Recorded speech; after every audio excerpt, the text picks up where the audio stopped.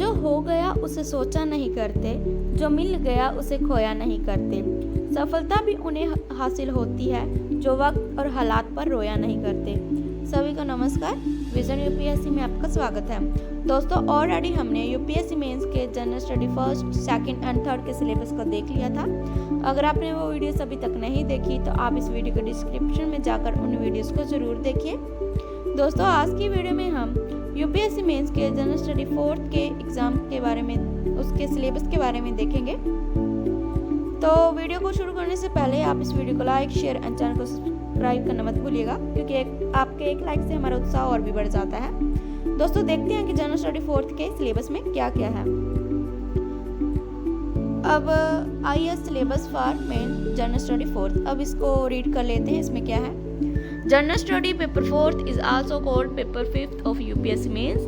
The major topics covered under it are ethics, integrity, and aptitude. This paper will include questions to test the candidate's attitude and approach to issues relating to integrity, property, and public life, and his problem-solving approach to various issues and conflicts faced by him in dealing with society. Questions may utilize the case study approach to determine these aspects. The following broad areas will be covered. दोस्तों, जो भी हम इसमें major topics cover करेंगे वो ethics है, integrity है and aptitude के बारे में करेंगे। इसमें सीधी सी बात ये है कि जब हम सिविल सर्वेंट होंगे तो हमारा जो डिसीजन मेकिंग पावर है उसके लिए हम क्या करेंगे। अगर हमारे पास कोई इशू आ जाता है उसको हम किस प्रकार से सॉल्व करेंगे, हमारा जो माइंड है वो किस प्रकार से सेट है। ये हमारे लिए और भी अच्छा हो जाता है कि हमें यूपीएससी मेंस के एग्ज़ाम में पहले से ही एक सब्जेक्ट को जोड़ दिया है जो हमारे जो मेंटली है, हमारा एप्टीट्यूड है, इंटीग्रिटी के बारे में बताता है। तो अब देखते हैं इसके जो भी टॉपिक्स है, ब्रॉड एरियाज हैं। सबसे फर्स्ट है एथिक्स एंड ह्यूमन इंटरफेस। अब एथिक्स एंड ह्यूमन इंटरफेस में आता है एसेंस है, determinants and consequences of ethics in human actions, dimensions of ethics है। आगे आता है ethics in private and public relationship. फिर आता है ह्यूमन वैल्यूज। ह्यूमन वैल्यूज में हमने क्या क्या करना है? Lessons from the lives and teachings of great leaders, reforms and administrators, role of family, society and educational institution in inculcating values. अब जो भी एथिक्स एंड ह्यूमन इंटरफेस में जैसे एसेंस है, डिटर्मिनेंट्स है, कंसिक्वेंस एथिक्स है, इन ह्यूमन एक्शंस हैं, dimensions of ethics है। अब ethics private and public relationships क्या हैं इसके, ह्यूमन वैल्यूज के बारे में कौन से ग्रेट लीडर्स हैं, रिफॉर्म्स कौन से हैं एंड एडमिनिस्ट्रेशन कौन से हैं। फिर इसका रोल ऑफ फैमिली, सोसाइटी है। फिर and educational institutions and inculcating values क्या है। आगे आता है एटीट्यूड। दोस्तों, आप ये मत समझना जो जनरेशन में जिस एटीट्यूड को समझा जाता है, जब हम किसी को देख लेते हैं तो हम उसे समझे इसमें एटीट्यूड बहुत है, लेकिन ये अलग एटीट्यूड है। ये एक हमारा टॉपिक है तो आप उसको मत करें। तो पहला एटीट्यूड, कंटेंट क्या है इसका, स्ट्रक्चर क्या है, फंक्शन क्या है एंड इसके इन्फ्लुएंस क्या है and relation with thought and behaviour. फिर आता है मोरल एंड पॉलिटिकल एटीट्यूड्स क्या है, सोशल इन्फ्लुएंस एंड परसुएशंस क्या है।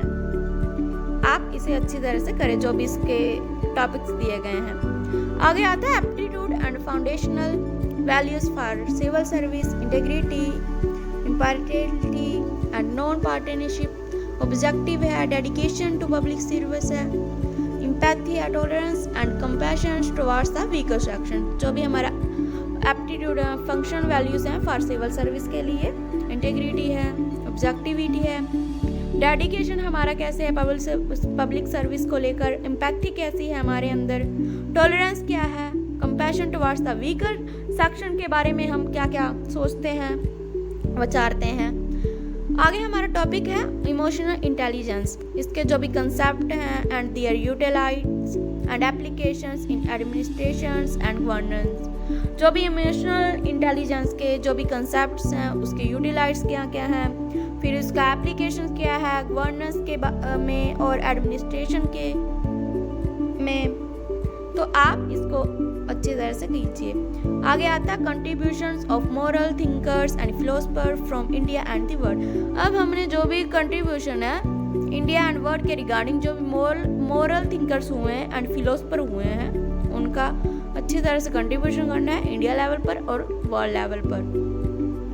आगे है public civil service values and ethic in public administration. अब जो भी सिविल सर्विस की वैल्यूज हैं and public ethics in public administration में कैसा है, स्टेटस एंड प्रॉब्लम्स क्या है, ethical concerns and dilemmas in government and private institutions, laws क्या है, रूल्स क्या है, regulations and conscience as resource of ethical guidance, accountability and ethical governance के बारे में, strengthening of ethical and moral values in governance के बारे में, ethical issues in international relation and funding के बारे में, कॉर्पोरेट गवर्नेंस के बारे में। जो भी इसमें हमने टॉपिक करना है वो पब्लिक जो सिविल सर्विस वैल्यू के बारे में, जो भी एथिक्स है का पब्लिक एडमिनिस्ट्रेशन में रोल है, फिर इसका प्रॉब्लम्स क्या है, स्टेटस क्या है, इसके प्राइवेट इंस्टीट्यूट कौन कौन से हैं, लॉज क्या हैं, इसके रूल्स क्या हैं, regulations and conscience and source of ethical guidance क्या है,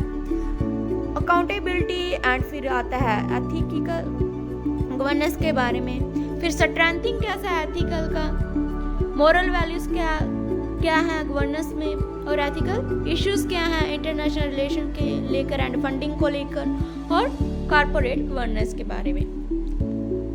आगे आता है प्रोबिटी इन गवर्नेंस। अब प्रोबिटी इन गवर्नेंस के बारे में देखते हैं। इनके जो भी कंसेप्ट्स हैं पब्लिक सर्विस में, फिलोसफिकल बेसिस है गवर्नेंस एंड प्रोबिटी है, information sharing and transparency in governance के बारे में है, राइट टू इंफॉर्मेशन, कोर्स क्या है एथिक्स के, कोड्स ऑफ कंडक्ट क्या है, सिटीजन चार्टर्स क्या है, वर्क कल्चर क्या है, क्वालिटी ऑफ सर्विस डिलीवरी क्या है, utilization of public funds, challenges to corruption के बारे में।